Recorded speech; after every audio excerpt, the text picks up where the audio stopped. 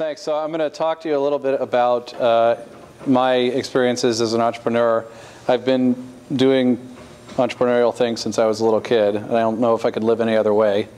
I'm going to talk a little bit about how you identify an opportunity, and then how do you succeed once you've found an opportunity. And the overall caveat here is that anybody who tells you how to successfully start a company, take that with a grain of salt. You have to figure it out for yourself, because it changes all the time. The dynamic in your particular market at your particular time is going to be different from anything I experienced. But hopefully I can give you some things to think about and a general framework for you to answer the questions that you have to ask yourself as you try to create your own companies. So my background is I went here. I got a bachelor's degree in computer science and linguistics in '92. And then I went to MIT and got a master's degree in computational linguistics, so sort of combining the two things. And then I went away to join the circus. I went to write video games. And that was '95 to '98. And I knew the two guys who started this company, Naughty Dog, through MIT. And I decided that I would bail on my PhD program and go write games with them in California. So we created a game called Crash Bandicoot, which hopefully at least some of you have played. It's getting to the point where people are now too young to have heard of it, but I think you're on the tail end. You guys have heard of it, good. So I was one of two programmers on that. There were 7 of us on the team, and I was one of the 2 people who wrote the code for it. I wrote the rendering pipeline, which is what did all the graphics. And then I went to ITA Software, which was a very different company. That was a company that sold things to other companies. What we did was a travel search engine, kind of like Google for airfare.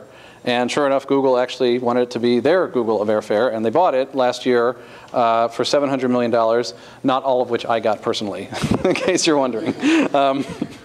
And then since '07, I've been doing a new startup, because I can't get enough of this. And the new startup is called rCode. And we're fixing email. We think email is very broken. We think email is kind of broken like search was broken in around 1998. And we think there's a big opportunity for someone who can fix it. So I'm not going to talk too much about rCode because we're still in stealth mode. But I wanted to let you know at least the name of the company so that you remember it when you consider future employment. Don't forget your friends in industry. So the main thing I want to tell you is that entrepreneurship is hard, but it's not magic. You see a lot of stuff in the press that kind of makes it seem like people who do entrepreneurial things, like Steve Jobs or Sergey Brin or Mark Zuckerberg, are magical, special people. People ask me questions. You know, how do you actually compete with someone who's huge when you're tiny? How do you create a whole company from nothing? How do you even know what to work on? Right? I mean, where does that come from? And once you have an idea and once you're executing on it, does it require magical properties not to be crushed? And the answer is that all this stuff requires a certain amount of luck, but it can be done systematically. You can't always solve every problem, but you can think about it in a systematic and an organized way. So the first thing you can do is before you start a company, think about what the opportunity is you're going after. And if you don't have an idea for a company, as I didn't when I was done at ITA, I came back to Maryland, in the state Maryland, in 2007, and I thought about what to do for my next company, and I wanted to identify some opportunity. So here's some ways to think about this. Everything you see in the press makes it seem like Mark Zuckerberg or Steve Jobs or Larry and Sergey have some eureka moment, and there's some genius algorithm that comes to them in the middle of the night, and all the stuff after that is just details. And it's just not like that. Startups that are successful, all the ones I know at least, they're very, very calculated. They identify a specific opportunity, and they mine that opportunity systematically over an extended period of time. And they appear to come out of nowhere because nobody knew what they were doing until they were big. But they were there all along, exploiting this little vein of gold. So a couple things that can be sources of opportunity, I've just listed them here. It's not an exhaustive list. This is sort of software biased. If you're doing a steel mill, for example, that's going to be very different sources. But these are ones that apply to software. These are ones I know. So new knowledge or technology is the most commonly thought of one. Something gets invented. There's some new idea. Fear. I'm going to tell you why fear is one. Strategy taxes. You probably haven't heard the term strategy tax. I'll tell you what that is and why that's an opportunity. Uncompetitive niches are obviously just areas where there's a couple established players and they're not really competing. They're looking like they're competing, but they're not.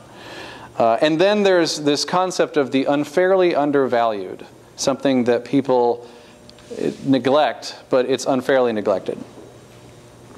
The first one is new knowledge, and this is kind of the thing that people most often think of when they think of a startup. It's the better mousetrap. And this requires, obviously, some new knowledge or technology, and often it comes from academia. So this is a good place to be if you're trying to start a company, because you're going to see new breakthroughs well before they get into the public sector, as it were, the private markets. There are some limitations, though, here. It's not the case that every single new piece of new knowledge is going to be relevant for a product. It's got to enable some tangible improvement. It must be possible to actually deliver a product from the new technology. And this is the one that I think is most interesting. It has to actually matter. So that sounds weird, right? New technology, it has to matter?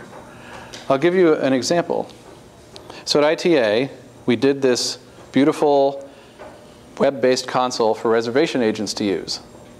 And it made them a lot more efficient. They could find solutions to answers that their call centers, so these are people in call centers, and so you'd call up American Airlines and you'd say, hey, I want to go to Tulsa tomorrow. There's an agent there who would type something into the computer. They had these really antiquated ones. We had a much better one. It was all web-based. It was beautiful. And we went to pitch this to the reservation people. We thought, this is going to be great, because you guys are going to have far less labor. You don't have to, you can fire all these people that are in your call center and save all this money. And so the answer to that was, no thank you, I'm not interested. And we went back and we were trying to figure out, why on earth would they not want to do that? And the answer was, the person who made the decision about buying the call center technology was the person who ran the call center. The person who ran the call center didn't want to have fewer people, because that made the job less prestigious. Right? Head count matters in an airline. So you have to not only think of something that is going to improve the product, but it has to improve it in a way that matters to your buyer. If your buyer is a consumer, they've got to care. It's got to actually make their life better. If the buyer is a company, then who in the company? And what motivates that person? So it's not just about a new idea. It's about a new idea that has a potential for delivery and sale. And also, I think, as a kind of bonus, if you can think of an innovation that's also defensible, by which I mean it can't easily be copied, that's very good. Because, for example, if you do a better Facebook right now, Facebook will copy what you did in 3 weekends. It's very difficult to do something in, say, the consumer internet space that's not easily copied by the big guys. So you always have to have that in mind. How hard is it to copy what I've done? So let's talk about fear. You can think of big companies as turtles. And sometimes they hide their heads in their shells.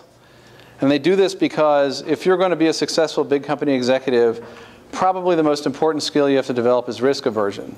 Don't get yourself in trouble, right? And don't get your company in trouble. Wall Street doesn't like that, right? Wall Street doesn't want to be surprised. And so when the macroeconomic environment is poor, a lot of the big companies will be very conservative and stop investing in things they should.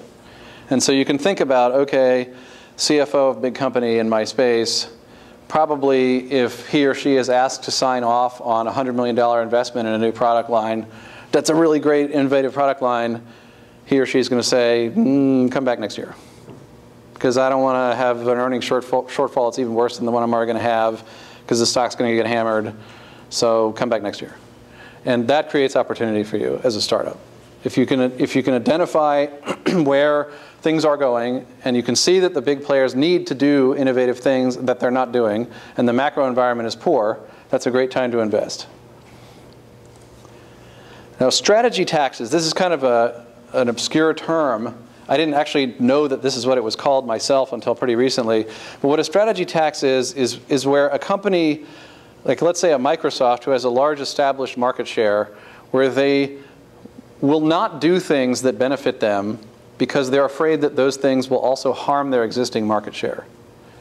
So think about if you're Microsoft and you've already got a lock on the Office productivity suite market, because you've got Microsoft Office and everybody buys that. And now you've got Google coming along, and they're selling this Google Apps thing, you know, and it's kind of flea-bitten, doesn't work as well, and you can ignore that for a while, but it's getting better, so you can't ignore it. You know the right thing to do competitively is to respond to that and make your own free Office suite available on the web. And you're Microsoft, you have 100,000 employees. You can make a better one than Google, right? You've got all the code for doing this for 25 years. You know everything about this space, but you're not doing it. Why are you not doing it? The reason they're not doing it is because if they make the free thing too good, it will cannibalize the business of the expensive thing that everyone's buying. Right? So somebody in Microsoft has to say, I am willing to sacrifice $8 billion of revenue to give away this thing for free, which before we were charging for, because Google's now doing it. Right? Who's going to do that? And that's incredibly scary. Right? That's why I put on here destruction. You're destroying revenue from a product line for a long-term benefit, let's say. And that is really, really hard to do. It's almost unprecedented that a big company will do it. And in fact, in the case of Google and Microsoft, my guess is that the way this plays out is that Google erodes more and more and more of Microsoft's Office share until it's too late for them. And then Microsoft's going to have a big problem, and they'll have to try to backfill, and it will be very hard for them, and they'll probably fail. And they probably know this is the most likely outcome, but they still won't do the right thing. This means that you have an opportunity. You can find these holes that these companies leave for themselves. Google leaves holes too. Google has strategy taxes too. You can find these and fill them. And once you've filled them, make them bigger. Once the camel's nose is under the tent, then the camel can eat everything it wants out of the tent, right? Startup power is, should say startup power, startup power is with nothing to lose, you can afford to do the right thing. Very, very empowering. Let's talk about uncompetitive niches. If it looks like it's really, really easy for the big players, it probably is. And that means there's probably not enough competition. What often happens in markets is they tend to evolve into these cozy setups where, okay, we do this product line, you guys do that one, and we're not going to explicitly agree not to compete, but we're kind of not going to mess with each other's territory, and we're all happy because we're all doing well.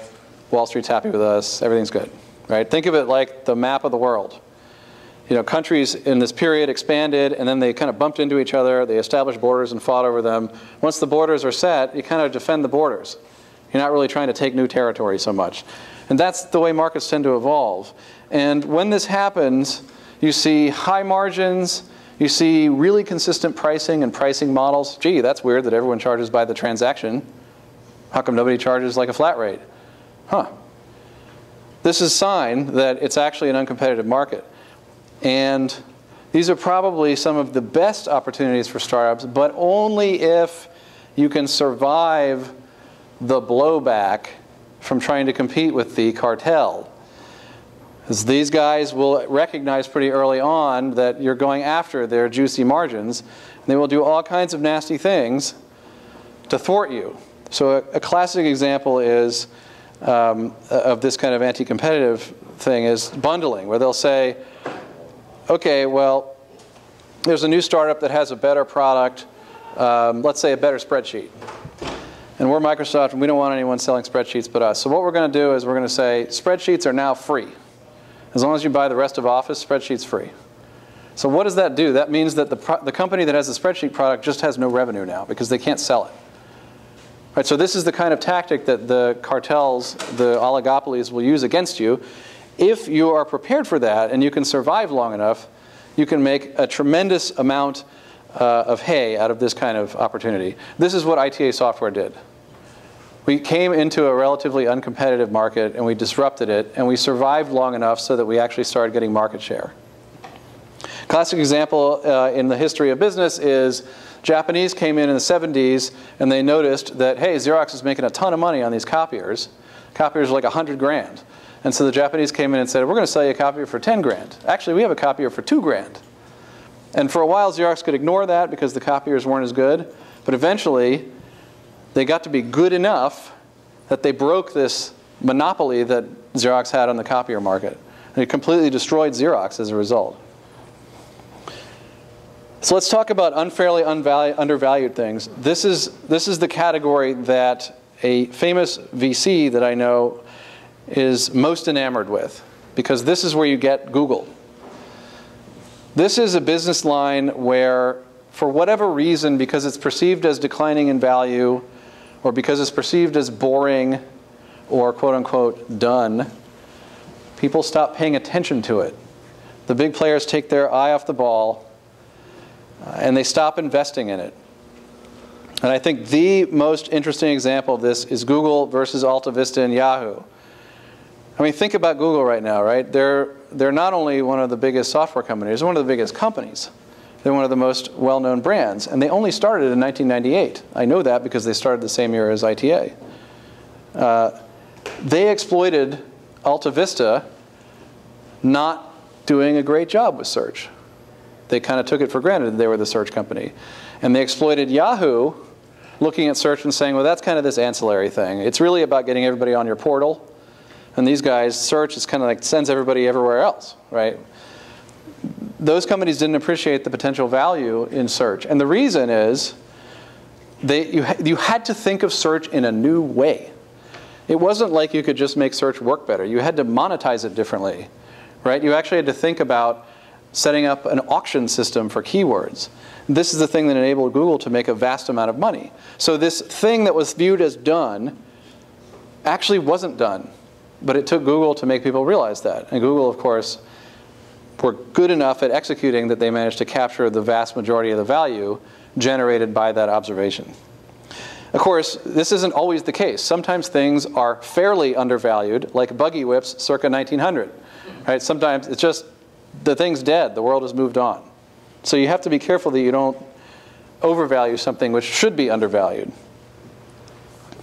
Now, so if you've identified an opportunity, there's the matter of executing and succeeding. And this is much harder to give advice on, but I thought I would take a shot at it. First of all, if anybody who's made a lot of money tells you that there was no luck involved, your retort to them should be, that's great, give all your money away and do it again. I haven't found a single person willing to do that yet. There is a lot of luck involved in any substantial success, whether it's monetary or otherwise. However, if you think of the path from right where you are now to the end point where you've got the next Google, there's a chain of events that have to occur. And each of those events has a probability assigned to it. It's going to happen or not with some probability, right? You can influence this, though. You can try to improve the odds. You can try to, at each step, maximize these probabilities. There's still probabilities. Things might not work out. But you can help to maximize the probabilities. And here are the things that I've noticed about successful entrepreneurs that help you improve those probabilities.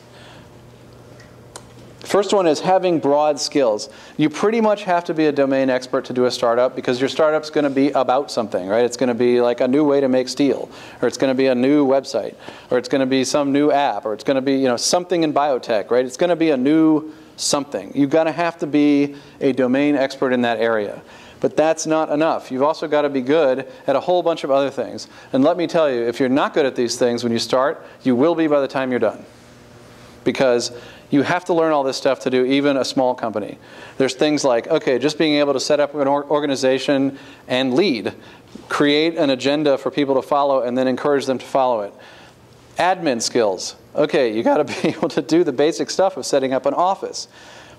Number two, really, really important thing that's very seriously neglected in my field, which is software, writing and speaking. If you're a startup person, doesn't matter whether you're doing software or telecoms, or you're making routers, you're laying cable on the floor of the ocean, you're going to have to sell the vision to somebody. The people who are going to invest in you, people, ultimately Wall Street, it's mostly about persuasion. And so if you're not good at these persuasive skills, you're just going to fail.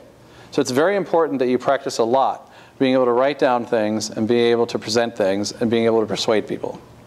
And the other ones are kind of obvious, right? Like you have to know how to use Word, you got to know how to talk to lawyers, and they'll help you figure that stuff out. But you need to have a basic working legal knowledge, finance and accounting stuff.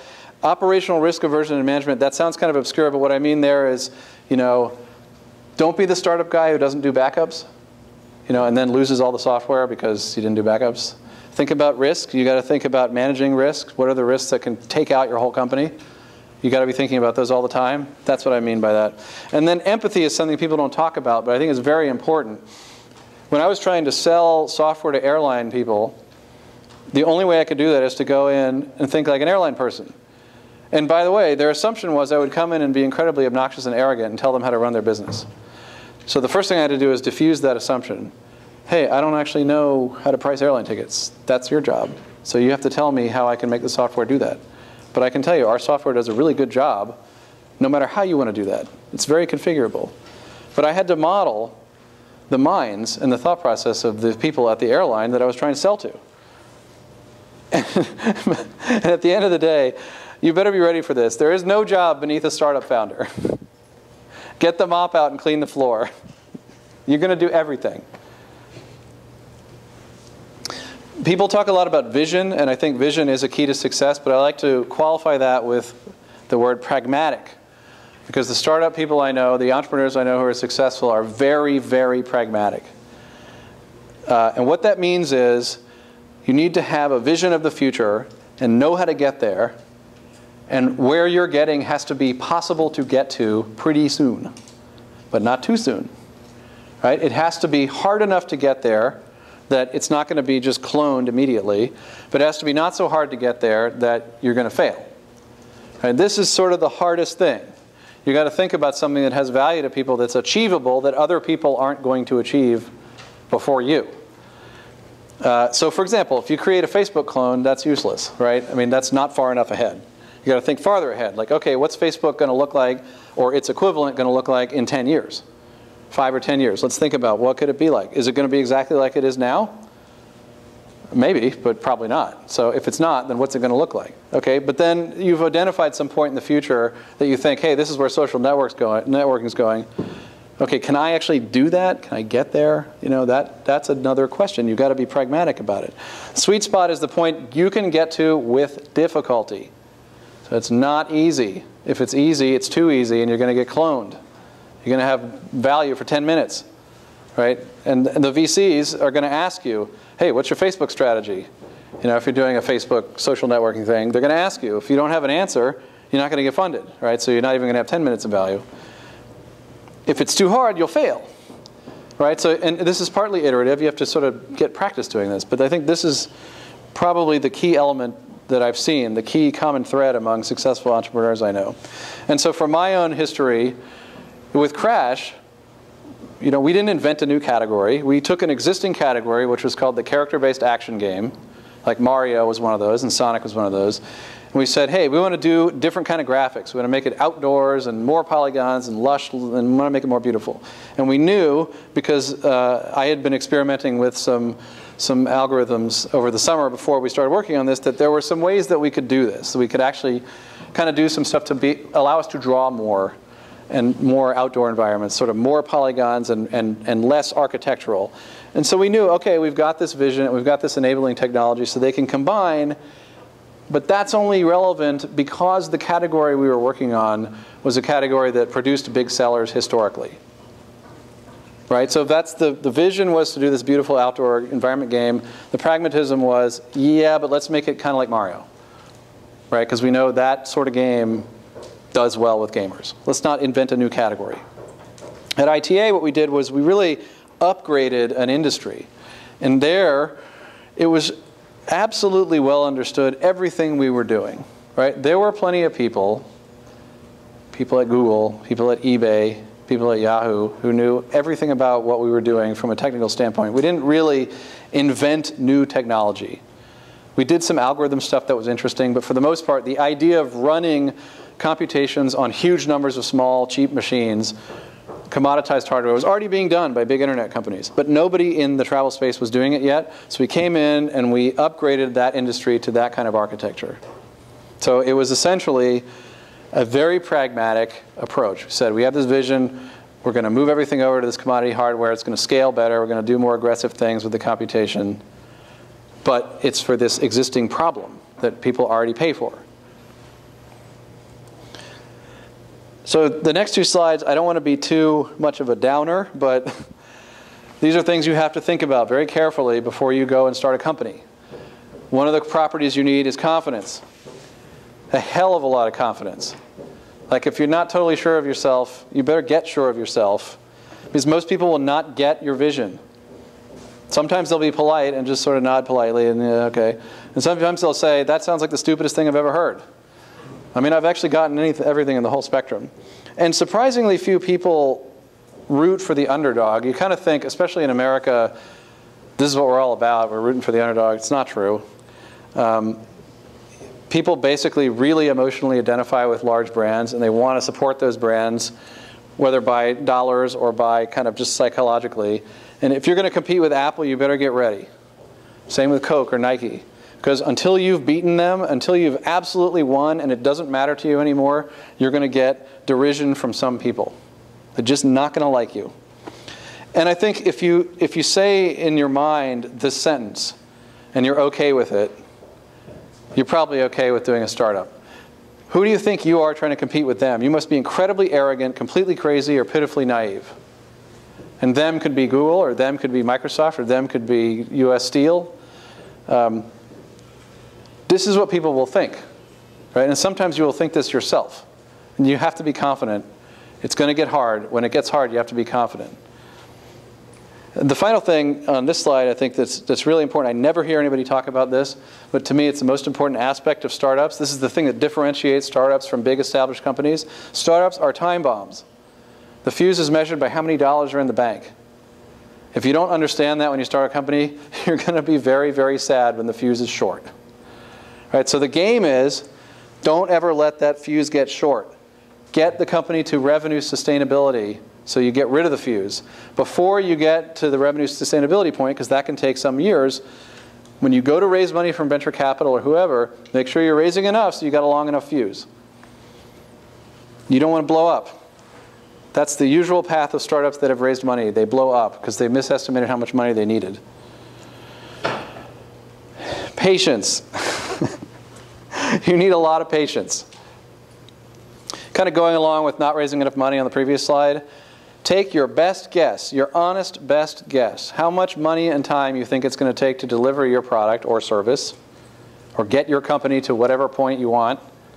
Multiply it by 10. Seriously, 10. Not 2. 10. That's the starting point. And to get to that point, you're going to have to do tons of boring scut work.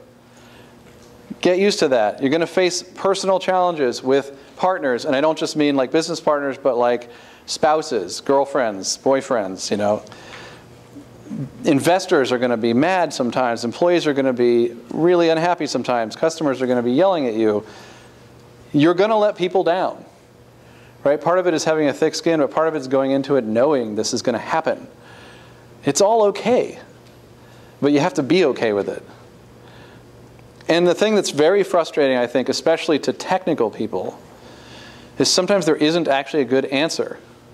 Like sometimes you just have to be bad at something. Because you know you need to be good at these things over here, otherwise you're just going to die. So to be good at this stuff over here, you're just going to have to be bad at that. You don't have infinite resources. You don't even have reasonable resources. And so the saving grace is there are people out there who want to help you. There are people like me who want to help people start companies. There are people like the governor of Maryland who want to help people start companies. That's where jobs come from now. Find out who those people are who you know in your network and ask them for advice and take their advice. So those were kind of downers. Is it actually worth it to do this? You're not surprised that my answer is yes. The thing about startups is there's upside. And upside for me means two things. One is kind of the conventional use of that term in financial markets, which is this little thing could turn into a big thing in terms of value. So owning part of a business, starting a business, is one of the very, very few ways, even in America, to make a vast amount of money starting with no money. Usually to make a lot of money, you've got to start with a lot of money. You can create a startup that becomes very valuable from just you working yourself. And I will say that building a large company from scratch is the most creative thing you can possibly do. Yes, there's a lot of boring stuff involved in doing that. But if you look at it from kind of the 10,000-foot view, you're creating a whole company and a family and a culture out of nothing. It's the most creative act. And it's so satisfying if you're a creative type to be able to do that. I also think that one of the cool things about startups, it's almost worth doing a startup even if you're not a startup person, is that you get to do things you wouldn't be allowed to do normally. So if you go work for a big company, and like me, you're a computer programmer, they say, yeah, go program. You know, that's your programming task, go do it. And if you say, well, I kind of am interested in accounting and I'd like to learn about that, they're going to say, well, that's tough luck because you're a programmer, right? Go program. As a startup, you can learn about everything. You actually kind of have to learn about everything. And that's really neat. And actually, one of the things that I find very gratifying is in the early phase of a startup, let's say in the period of 1 to 50 employees, you can start to let your employees do some of these other things too. You can say, hey, anybody want to like work on the HR system? Because we don't really have an HR person. So anybody want to do that? OK. You know, how about, we don't really know very much about, what kind of hardware to buy. So who wants to become the expert on that? And someone's got to step up and do that, which is sort of a burden for that person. But it's also an opportunity for them to get learning that they couldn't get, and rapid, very intense learning that they couldn't get anywhere else. Startups, to me, have this magical energy when they're at their best. And often they start out with this incredible creative fire and this magical energy. And as they get bigger, that kind of erodes. And one of the things that I'm really dedicated to with my new company is to try to preserve that as long as possible, to preserve that magical creative energy.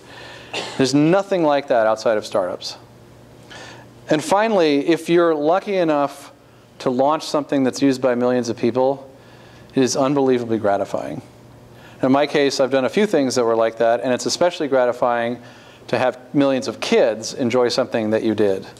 And now I actually play my game with my own kids, and that's really cool. It's really, really neat to be able to do something that a lot of people use, and nothing will replace that feeling. Oh. Thanks.